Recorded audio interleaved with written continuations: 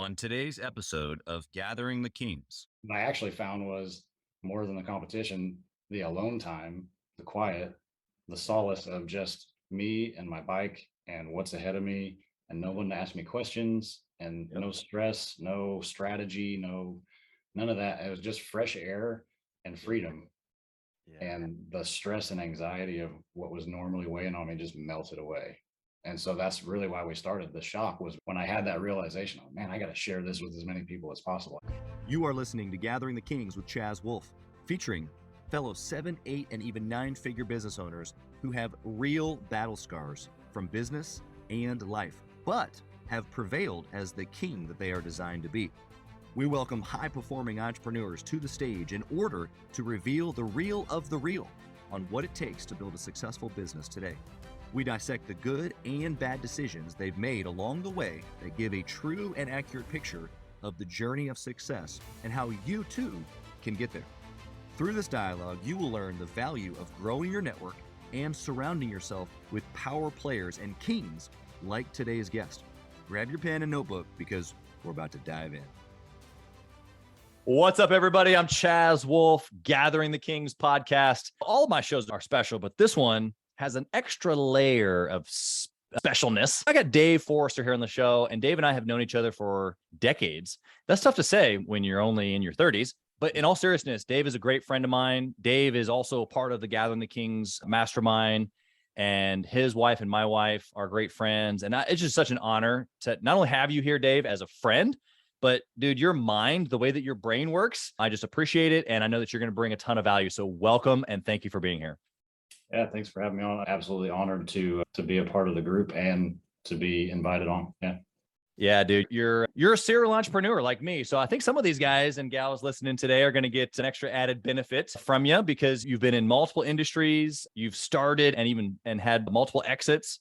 And so I'm excited for you to be able to tell some of that story. But what kind of business are you in now? So my wife and I own a local community bike shop. We operate in the Kansas City area, really focusing on family and freedom. We do that through events and educational clinics for our customers and clients to understand really that a bicycle is so much more than workout equipment, that you can use it as a networking tool. You can use it as really just a tool to free yourself from the everyday stresses and anxieties of life and just go back to being a kid. I like to ask people, when's the last time you just went out and played? Yeah. You didn't measure it. You didn't. So, yeah. It's funny because obviously not all of your clients are business owners, but most of the people listening here today are going to be entrepreneurs, and they're going to try to extract things from this conversation to help them grow their business, which I'm sure they'll get plenty. But one thing that you just said there that I think a lot of entrepreneurs overlook, it's when was the last time you played? When was the last time you took a breath? And so I know mental health, like you mentioned, stress, even anxiety, like all of those things go like super thick and deep when you're talking about being a business owner. Yeah. How for you personally, and maybe you could even speak for some of your clients that are business owners, but how has a bike changed or helped you grow another business? Yeah. So I've been riding since I was a kid. I did BMX stuff I tried to do BMX stuff as a kid. I wasn't very good. A little clarification there. Yeah. Loved watching stuff on TV, the movie Rad and all that stuff, and trying to do flatland tricks and all that. And so that was just how we went around and just had fun together as kids. And then it kind of got into that season where I didn't have a bike for a while and just got into doing the routine of life and going to school and getting a job and doing all this stuff, starting a business, and ran across it again when I was riding with my brother-in-law. Okay. After I got a little bit of a break in between businesses. Yeah. And was like, you know what, I'm going to get back at this thing. My brother races road bikes. I'm going to go try that because I love the competition and stuff. And yeah, what I actually found was more than the competition, the alone time, the quiet, the solace of just me and my bike and what's ahead of me and no one to ask me questions and no stress, no strategy, none of that. It was just fresh air and freedom. Yeah. And the stress and anxiety of what was normally weighing on me just melted away. And so that's really why we started. The shock was when I had that realization, oh man, I got to share this with as many people as possible. How do I do that? And it seemed like the best vehicle. That's awesome, man. I think if I hadn't had experienced exactly what you just said, I would think it was a really nice thought. Oh, that's cool. I hope that you're doing that for people, but I can actually speak from experience.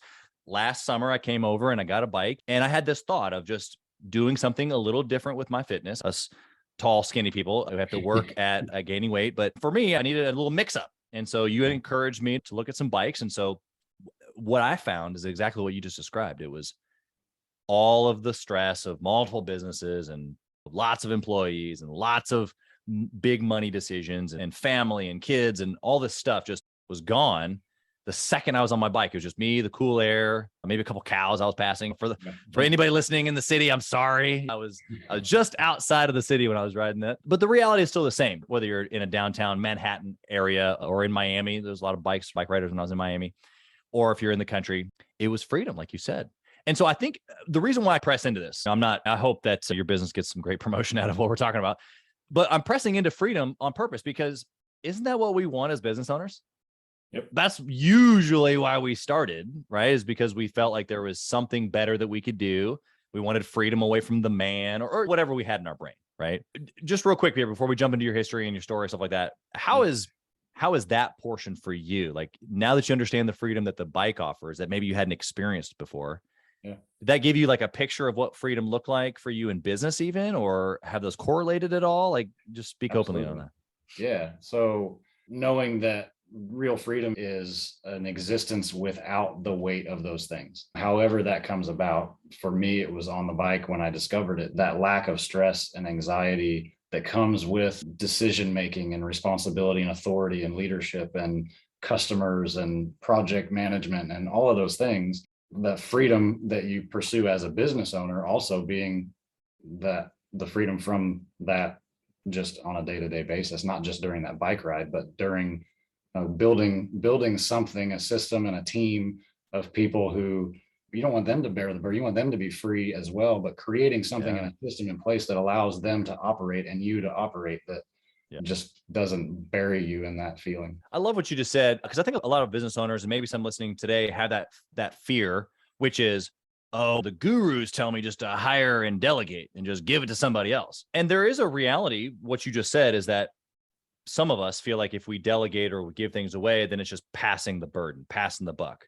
Yeah. Right. And so for extreme ownership guys like you and I know that we're similar in this way where we're like, no, I'm not going to pass the buck. I'll just take care of it myself. Really, the answer is creating a system, like you said, or a process or a culture or a team to where there's no burden on anyone. Of course, it's going to be hard work. Right. Nothing worth achieving is easy. Right. So like we know it's going to be hard, but if we can create something, processes within the team, culture within the team, hiring the right people, if we can melt this thing all together, then it's like enjoyable freedom. The same feelings that you just described, the cool air in front of my face, I'm not thinking about much, I'm enjoying myself. Business can be like that, is what you're saying, if the system is built correctly. Is that what I'm hearing you say? Yes, absolutely.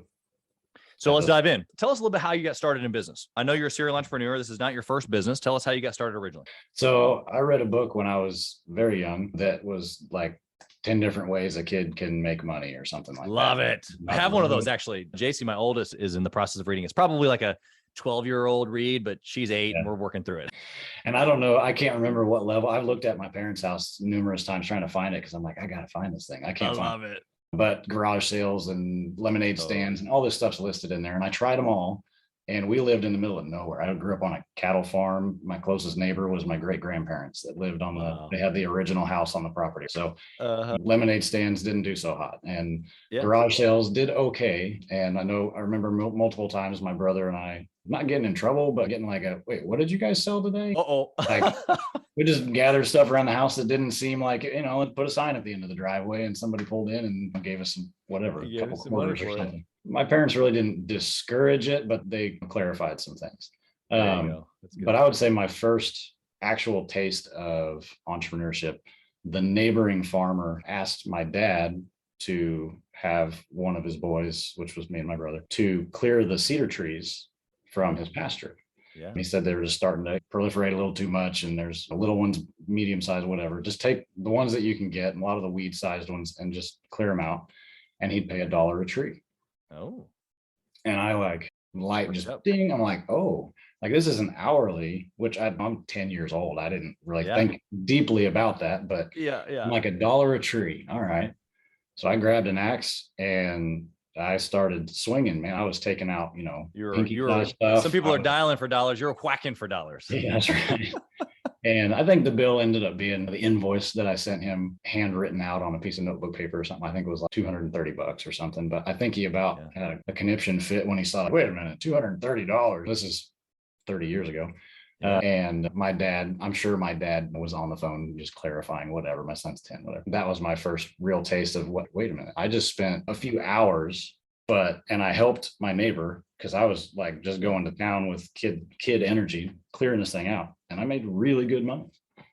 Yeah. So I didn't really have a whole lot of excitement about going and doing anything different. Yeah. It's like you got ruined for the trade of value. And I think that's, even for the listener, they're not clearing trees for $1. They apply the same principle in their business of working with better clients that are willing to pay or willing to pay more, or ones that just fit what they do best. Like there's a lot of ways to correlate that same mentality. Okay. So you jump from whacking trees from $1 to a bike shop, or was there anything in between? Yeah, no, that's a wild journey of mountaintops and valleys and all kinds of stuff. Right after that, I loved working out. We obviously we had chores and learned a lot of stuff outdoors on the farm. Yeah. After my great grandma sold the house and moved out, the couple that moved in was an awesome couple that had kids a little older than us. And she had diabetes, so she couldn't really get around very well because of the circulation in her feet. So gardening was difficult, but they had a garden and she wanted to use it to cook because they cooked a lot. So I basically she hired me on as a caretaker to weed the garden and clean things up and do all that, which snowballed into, and I was probably still in that 10, 12 range, whatever. Yeah. I balled into mowing lawns, and then got a job working for a buddy's dad as I got into later high school into college as a stonemason business. So I was just their tender, which meant I tended to what they needed. I mixed up the mortar and took them cut stones and all this stuff, and learned work ethic there because you had to hustle, because if mortar sets up, it's not good. So you had to get that stuff done and get it to them. That rolled into me starting my own landscape construction business, which then ended when I got more serious in college, did some weekends and summer stuff. Sure. Later turning into starting a actual business once I moved to Kansas City and met my wife. Yeah. That's a funny story, like slight side note.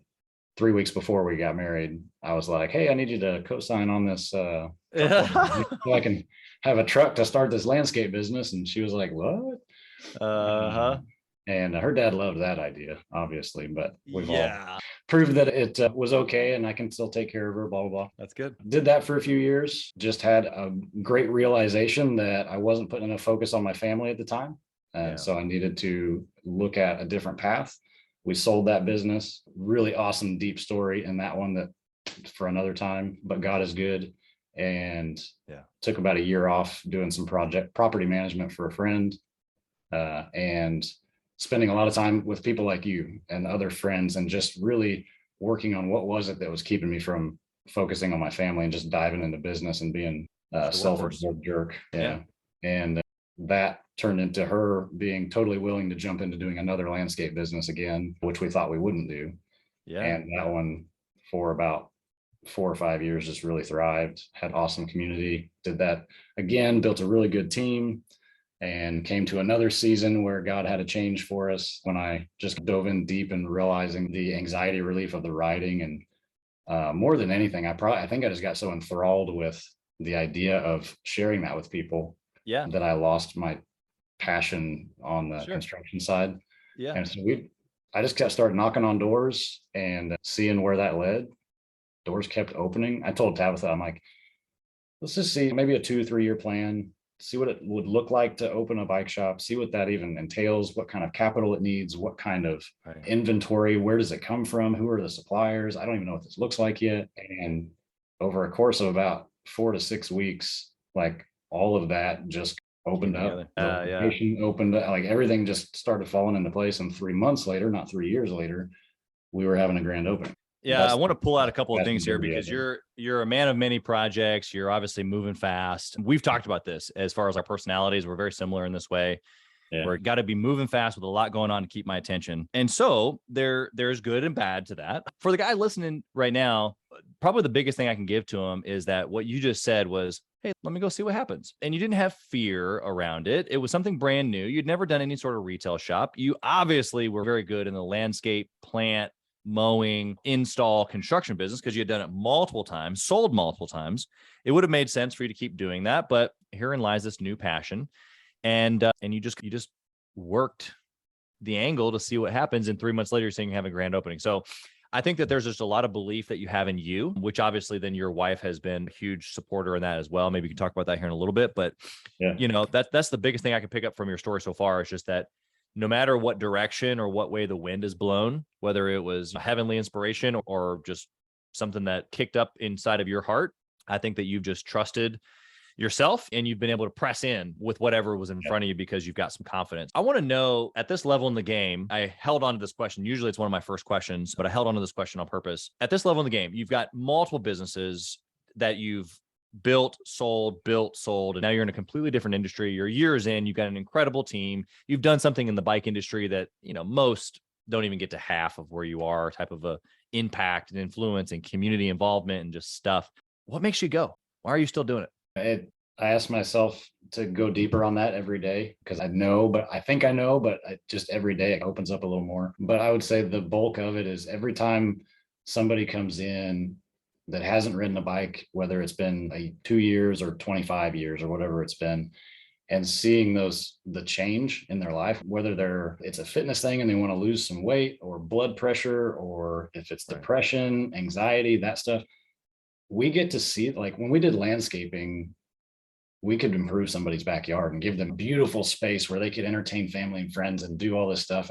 But then rarely did we really get to see that come to fruition, like the actual enjoyment of it. We get to see people come back in like on a daily or weekly or monthly basis and watch their life change, and watch that smile return to their face and the joy come back, and see the pounds melt off, or them come in and tell us about the doctor visit that now they don't have to take medication. One of the guys on our team has an amazing story about that losing weight, cutting blood pressure, fixing his cholesterol. Anyway, so it's incredible. That helps me jump out of bed pretty excited, knowing that the next person in the door could be another story like that. Yeah, I love, and it obviously transcends. It's not just mental health, like what we started about, like with entrepreneurs. Man, if I can protect my mind, if I can give myself an opportunity to breathe fresh air without having to think about the stresses of the business, that prolongs my life, I feel like. Yeah, but it goes beyond that into the physical, whether that's with staying in fitness, losing weight, getting regular when it comes to just our bodily functions. So that way medication isn't necessary, whatever it is. I think that your reach transcends, which is pretty powerful. We don't always have that opportunity in a business. All right. So I want to know, like in the bike shop specifically, you've been doing this for years now. What was a good decision that you made that you can look back and you go, okay, yep, that one decision right there was the pillar of what got us to where we are today? Gosh. All right. Hosting events, I think would be the foundation of that. But even a little deeper than that, like adding a meal to the events. All of our events are somehow focused around a meal gathering, either at the end or at some point in the event. And there's just so much community and connection that happens over the table that it's really created awesome connection points. Yeah. I don't think anybody that just heard you say that was like rocket science, Dave. But if they're like me, they were like, okay, I knew that, but that was a really powerful reminder of what breaking bread between people can do for a relationship. Okay. So how did you figure that out? Did you just start doing this and it was a realization, or the events were happening and then you added food later? Give us the practical on this. Yeah. So we started a ride on Thursday evenings. I'm a competitive guy, but I'd rather compete with myself than somebody else. And so there's a handful of shops in the Kansas City area, and I respect all of them, and they all have their own kind of identity. And so I wanted to choose a night that didn't step on the toes of where our customers might go for another ride in the week. So we just chose Thursday night, as that's the night there's not a lot of other rides. And we just did a ride, and it started with 4 or 5 people, whatever. We just went out and had fun and rode together. And as that started to grow and we started to actually make other connections in the community, met the owners of the local Mexican restaurant that's just right next to us, at that time it was a couple blocks over. Yeah. And on Thursday nights, they have 99-cent enchiladas. And I'm a huge Mexican food guy. And I was like, we're going to go ride. And then I'm like, hey, I'm going to go have enchiladas. We're going over there for dinner if you guys want to come. And so we just stumbled into it. And the following season of cycling, I said, why don't we start the ride from there and end there. And then anybody wants to stay for enchiladas with us, we'll just go in and everybody can have enchiladas. Just wanted to promote another local business and help my friends that own that. Yeah. Just by bringing in as much business as I could with my community. And so we stumbled into it, but it just turned into this amazing culture shift. So the ride wouldn't be what you're saying that it is now today without the food specifically. Correct. Yeah. We call it the enchilada ride. And we joke, we have a t-shirt that says, I ride for the enchiladas. Yeah. And we joke, there's always enchiladas. There's usually a ride. Yeah. If it's raining, whatever, we're still eating. Yeah.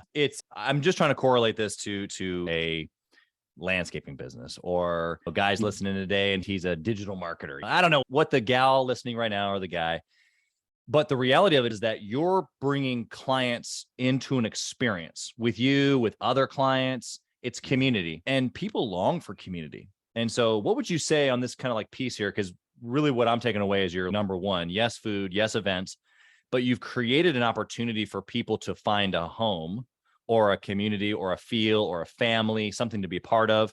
Is that important for every business? Is this just because you're in bikes? What would you say to the guy listening? It is for me. I've got several other ideas of businesses that we hope to one day help come to fruition. And they're all going to be based around community, and they're all going to complement each other. So regardless of what widget or whatever would be in the shop, I don't care if they outlaw bikes, we're still going to be having community events and bringing people together around a table in some way. And when I think back to what we could have done with our landscaping business, now that I've experienced this, yeah, there are landscape businesses out there that do, hey, we just built you this amazing patio and outdoor living area. We're going to throw you a party. We're going to cater the party, invite your closest friends, and they could be potential clients, or it's just, we just want to enjoy this with you and celebrate this with you so that you can. There are companies that do that. And I but looking back, if we would have been able to do that resource wise, we may have found a little love in what we were doing. 100%. Anything. Yeah, even what you just said there of obviously just doing it for the community effect, but you cater some food as a landscaping company or a remodel company or whatever, and you have them invite their friends over to celebrate the completion of the project. All the questions and the attentions are going to be on the project, which inevitably is going to be good for the business. And so I just think that, again, using what you're saying, if you're community driven, if you're people driven, if you're authentic, if you're trying to help people, like really, business circles back fast if you do it in that way. Would you agree with that? Absolutely. Yeah. And it's one of those areas that is not necessarily missing, but is less involved these days with so much online business and brick and mortar businesses like ours and several other industries. It's hard to figure out how am I going to compete and we really just you don't compete. That's the gravy that makes everything different, is the connection, the people, the community. So make it, rather than compete, you make a difference. I think that you've already given so much value. I want to flip the coin. I want to talk about a bad decision that you've made that is, face palm. What would you go back and change? If maybe you would change it at all, what was that bad decision? Stop trusting myself. Get too wrapped up in thinking about processes are good, but getting too wrapped up in the process and thinking about how would somebody else do this, and am I thinking properly or whatever, just not trusting myself to just almost like analysis paralysis. Yeah, absolutely. Yeah. So for the guy that's maybe like you, who likes detail, who likes to be accurate, who likes to know what other people are doing and conjure up their plan, who's in their head is what I'm hearing you say. Yep.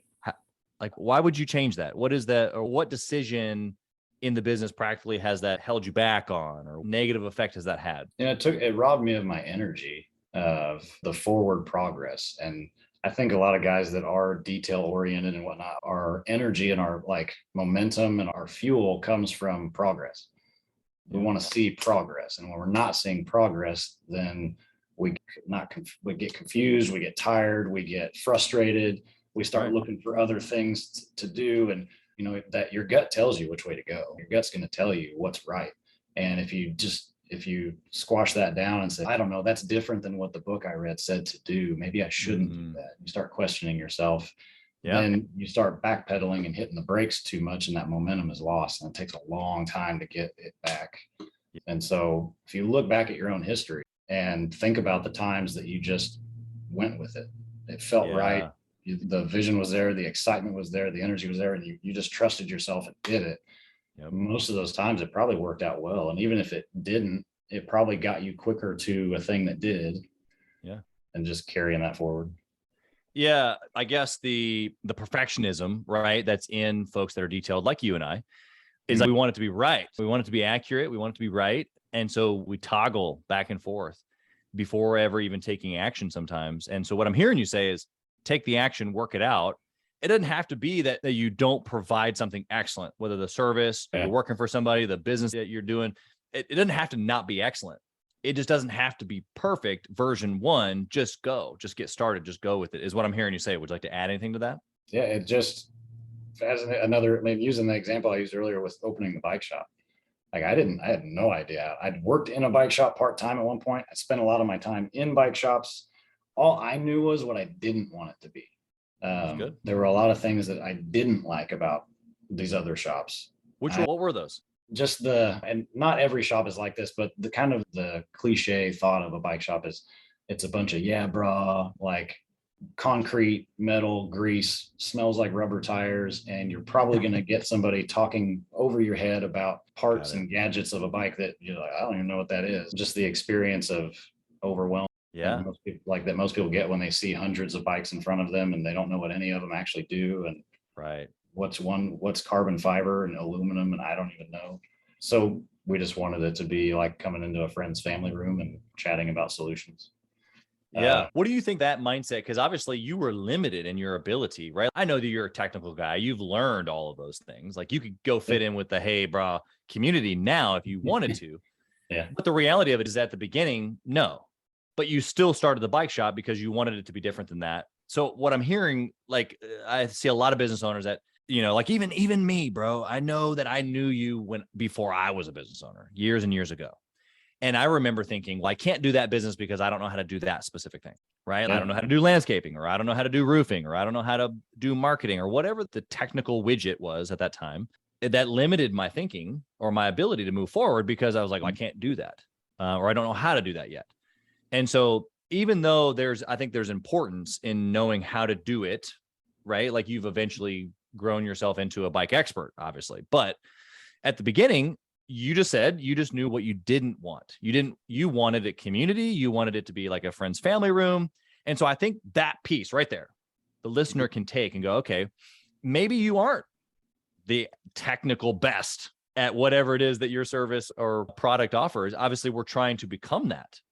But what is it that you can have now, or what is it that you don't want your company to be that maybe allows you to stand out? Because that's the way I see your brand now. I see your brand now as something that nobody has, not even other types of community event companies, right? Like you're a bike company. You're the only bike company that I know that's family and freedom and all these other things, community driven.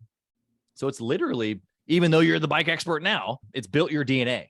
Right? The person listening right now, who's the owner of the company, they don't have to be the technical expert. Oh, yeah.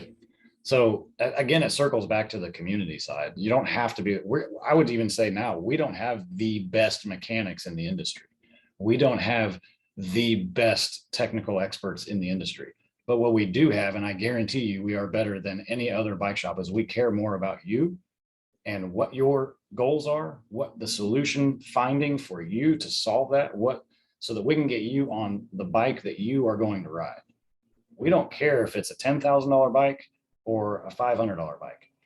If it's the right bike that's not going to sit in the garage and collect dust, and you're going to get on it and ride and feel free and feel happy and just overcome whatever struggle you're having, then we want to help. And when it comes to then fixing your bike, we may not be the best technical experts yet, but we know the resources to get all the answers we need. And you don't have to worry about it. We're going to take care of all of that on the back end. Our customers don't need to worry about that. But me and my team know we can go to get the answers we need. The customers just need to come to us. Yeah. I love that approach. Obviously, you're years in. We know that you've got team members now that are solid and certified, or however you guys do that now. But the reality of it is it wasn't always like that. And that's the point that I'm hearing you make is if you make it about people, if you make it about the solution, if you make it about authenticity, then that's how business survives. I think that you can just snap that, put it in a statement. If anybody, business owner, just follows those things, they'll eventually figure out the technical, the SOPs, the process, the hiring, all of those other things that of course are important, but this is like the meat and potatoes. And those are the things that to me are like a whole nother language. Like I've always worked for myself other than a few stints. I didn't have any comparison or understanding of another bigger companies like SOPs. And that was all those acronyms to me. I was like, oh, what are you talking about? This is how this is how I do it. It's all in here. I'm trying to get it out of here and onto here so that other people can duplicate. But That's right. It takes time and diligence, but it happens if you're focused. Before we go to the speed round, I want to know, when we're talking about decisions, now that you're years and years into multiple businesses, how do you make decisions now? Or what process maybe do you follow trying to make good decisions? So I really do the process start in my morning routine every day. Okay. So I do my morning routine. I get up, I work out, and then my next step is just prayer and time in the Bible. And every day I ask, a friend of mine several years ago told me every time God gives him something, he gives it back. Every time God gives him a blessing, he glorifies God. And when God gives it back, it's even better. And he gives it back. And it's like playing catch. Yeah. So every morning I ask God, how are we playing catch today? Oh, I love it. And so it helps me filter the day, and it helps me really run things through trusting my gut and listening deep, like just quiet time to listen. Yeah. And in every interaction I have, I'm filtering it through, okay, are you tossing me something that I need to toss back? How is this working out? Love that. I love that. The morning routine obviously is no surprise, but I love the analogy of playing catch. It's good, man. Super deep. Okay. Speed round. Ready? Yep. You can only pick one metric in your bike shop to track forever and ever. Just the one. What would it be? Add-ons. Ooh, okay. Why would you track just that? So it tells me, are we actually serving our customer properly? Do we have true hospitality? Because sometimes you get a little locked up and scared on asking for more. Sure. When it comes to sales and that kind of stuff. Yeah. But really what we focus on is we want you to have the best experience when you go out to ride that bike. Yeah. And if you go on your first ride with a friend and the first thing that happens is that friend says, hey, how come you don't have this and this? Oh, they didn't tell me about that. Then all of a sudden mud's on our face and we didn't serve that person properly. So they feel somewhat humiliated. Yeah. And then they come back to us frustrated. If they come back to us, they may say, where did you go? Because they obviously educated you properly. That tells me, what are the add-ons in either units or in dollars, either way?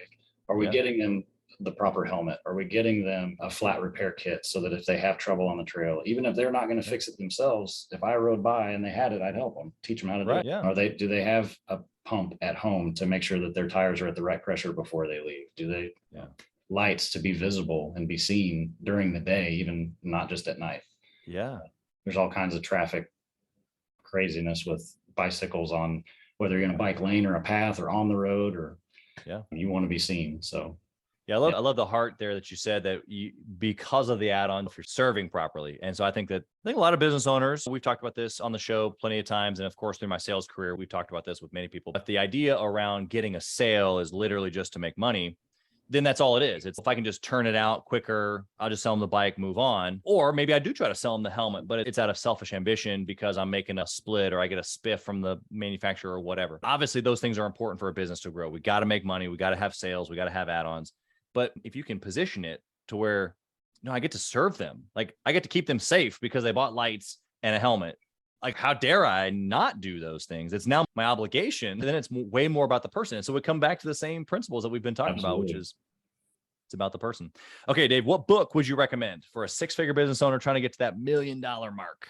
The E-Myth Revisited, Michael Gruber, I think. Mind shift for me, understanding the difference between a technician, a manager, and an entrepreneur, and what percentages of each of those live inside of you. Yeah. Found out that I'm almost 0% manager, and I'm a bull in a china closet. I know what I want done, and I know the vision to get it done, and the management part of it, I frustrate the people a lot. That's good. I think awareness, acknowledgement, and then change. Obviously, it happens in that order. All right. What do you think? I'm gonna twist this question a little bit. Most of my guests, because we do this show with people who we meet all over the place, not just with guys that are in the mastermind. Yeah. And so I always ask, what do you think about networking or masterminding? For you specifically, I'm going to selfishly ask for a little bit of detail here. But what do you think about Gathering the Kings as a mastermind group? Obviously, for the folks listening today, they're six-figure. We have a group for them, which obviously you're a part of the seven-figure plus. But just give us 15 seconds on your experience so far, or what you've gotten from it, or what's the value of networking and or masterminding with other folks inside of Gathering the Kings. Yeah. Well, let me preface with, this isn't the only one that I've had experience with. So this isn't just a blind one experience. You're my friend, and it's the only one I've been in. And just amazing being able to sit in a group where initially I was a little bit nervous and didn't know how the relationship and that, are these guys going to get the way I think? Are they going to understand my industry? Does that matter? All that. And the creativity, the openness, it's not all guys, but the brotherhood, the family orientedness of the whole group. Everybody cares about seeing the other succeed, and it has zero attachment to financial success of everybody else. We just want to see them overcome what's in front of them, the mountain in front of them. And if we have experience with that mountain, it's going to be a great conversation. Yeah, exactly. What would you say to the guy listening right now who's maybe never done one, or done one, had a bad experience, didn't get value, that type of thing? Yeah. What would you say to that person listening? So my description I gave to several people when I was looking at different groups and trying different groups was that I felt like I was on an island. I was isolated. The only people that I really had around me all the time were my customers and my team. I'm trying to lead those people, and I needed somebody that could see things the way I did, or maybe even from above, and give me guidance, and just a third set of eyes, third party looking in, rather than trying to look out through the weeds. Yeah. And that is, I think, what a lot of us are looking for. And there's no better place than guys that not only have experienced what you have, they're not just commiserating with you. Oh yeah, I have the same problems and I don't have a solution either, and making you feel at least not alone. But they're over the island with a helicopter and a ladder saying, hey, bro, I got with this guy, or I'm over here doing this. Right. Just jump on real quick and let me haul you over here, and you'll be able to see it better. Yeah. Yeah. The vision, I've heard you say vision, community, accountability, strategy, community from an angle of being there, done that, or connection. So yeah, just appreciate that. Obviously a little bit of selfish promotion there, but I also know that there are people listening who need help. There are people listening who are on an island that don't have anybody around them that can help them see the bigger picture, that can help them implement, hold them accountable, stretch them, help them reach for their potential. So I think it's incredible. Yeah. If you only had 1 hour each week, work on the bike shop, what would you do in that 1 hour to successfully run the business like you do now? That is a great question. For 1 hour, honestly, I would dive into our planning software that we use and just make an absolute clear plan for everybody. Not that I have to make their plans for them, but just looking through those tabs in our software and making sure that I have communicated to the team updates and to the to-do lists and to the service hours and stuff like that. And in an hour, I could orchestrate everybody's week and help them prioritize based on the options they're giving me. Yeah. I love that. Yeah. Good stuff. Okay. Last question here for you, Dave. Okay. If you lost it all, what would you do? Same. And the problem, I don't know if it'd be the same industry or not, but I've done it a few times over now, and we never sold anything worth enough to just retire and walk away at a young age or anything. And I love the startup phase. Yeah. I absolutely love it. I think, honestly, if I could just build businesses for 2 to 3 years and then go do another one, hand it off. Yeah. I would probably just live like a kid in a candy store doing that. Yeah. So I would just definitely a startup, a launch of some type, or find somebody else that's hungry to do something and use my experience to help them launch in a stronger way. Yeah, exactly. I love it. Yeah, I think that once you get the idea of putting someone in place, you can go be the idea guy, right? Like you can go be the startup guy, and then you put somebody in place, because there are people on the other side of that coin who don't want to deal with that. They're the manager that you talked about, right? They want to manage what's already built. And so I think that when that comes together, it can be a beautiful thing. How can the listener find you? Whether they're in Kansas City, they've never heard of Dave's Bike Shop, they need to bring their family, whole kids, everybody come over and get a bike helmet setup kit, or maybe they're across the country and they want to just chat with you about business, or potentially maybe you can ship them a bike, because I know you guys maybe do that too. So how can they find you? Yeah. So the shop is on either Facebook or Instagram. Dave's Bike Shop KC is the underscore or the title on Facebook.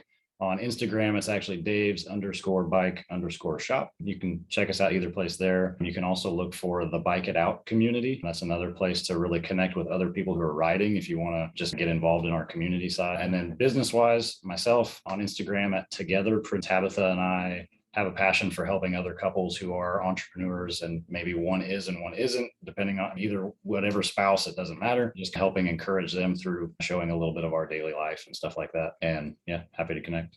That's awesome, man. I really appreciate you. Obviously from just a value perspective, because you're just a valuable individual, but thanks for your time, just your history, your journey, the story of all the things you've been up and down with over the years. It hasn't culminated yet. The best is yet to come. I'm excited to be with you on the journey, but man, you've had some good stuff happen and you've shared it. So I think that you've helped a lot of people here today. So thank you again for being here. Blessings. And can I say one more thing? Yeah. You said it was a selfless plug for you earlier. I think if anybody who's actually interested in Gathering the Kings or in any part of that community, just listening to how you host this podcast, and just taking that into perspective of the way that you were able to pull out my sometimes over energetic rambling and to find those key points, having other people that have those skill sets in a group of people where, you could just, what you're struggling with, and somebody can pull out those little nuggets and help direct that, just all the different skill sets together. That's a great example of what is the value there. I appreciate that. No, thank you very much. Yeah, there's a lot of entrepreneurs that need help. So we're on a mission. And if you're one of them, you can go to gatheringthekings.com, take a look at that and apply to one of our groups. Dave, we appreciate you being here. Nothing but blessings to you, Tabitha, and your soon to be family. Thanks.